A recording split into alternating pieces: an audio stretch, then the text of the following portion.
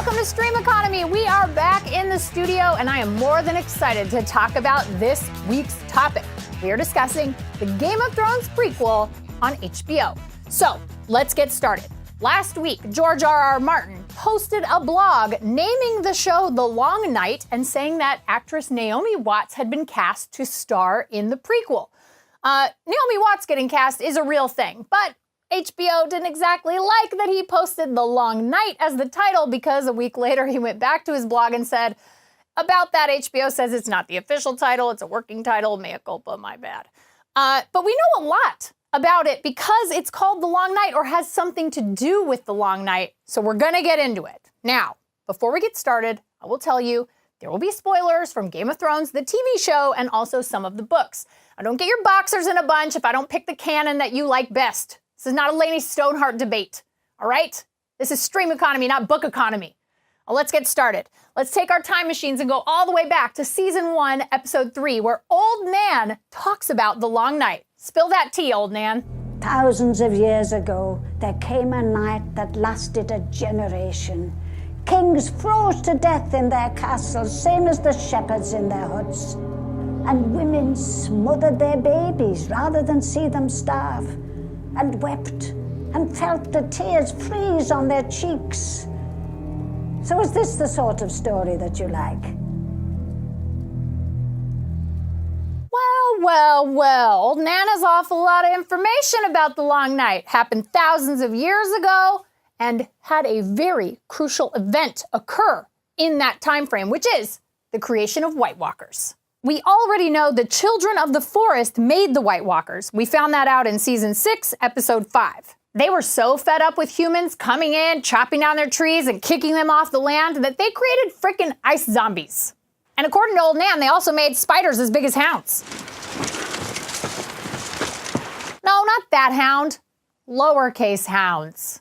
Anyway, HBO's rundown also suggests that this show will take place during the Age of Heroes, which is the time frame many great houses in Game of Thrones were founded. So we'll likely meet Bran the Builder, who obviously founded House Stark and built the Wall, which is a very important part of Game of Thrones lore.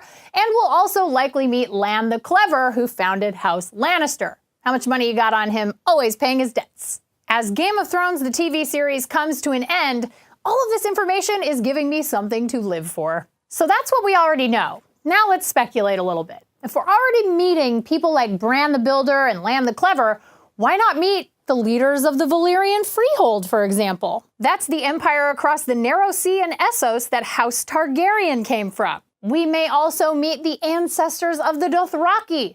I mean, there could be a new Khal and Khaleesi in town, everybody, and I am excited about it. Now, one figure we do have to talk about is the Last Hero. Nobody really knows who this person is, but in Westerosi lore, the Last Hero is a figure who allies with the Children of the Forest to help stop the White Walkers.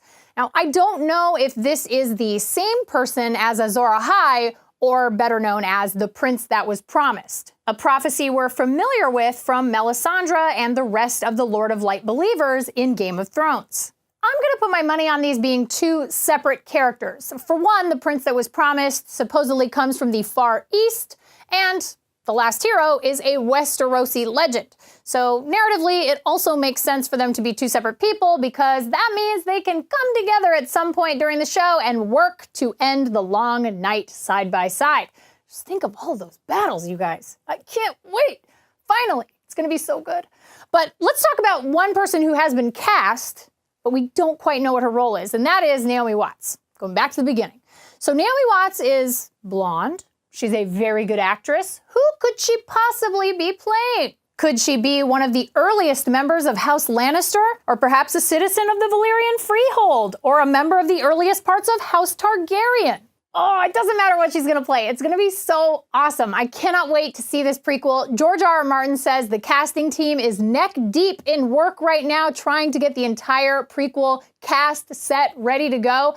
I do have one request, though, and that is cast Isaac Hempstead Wright, who plays Bran in the current Game of Thrones series, as Bran the Builder.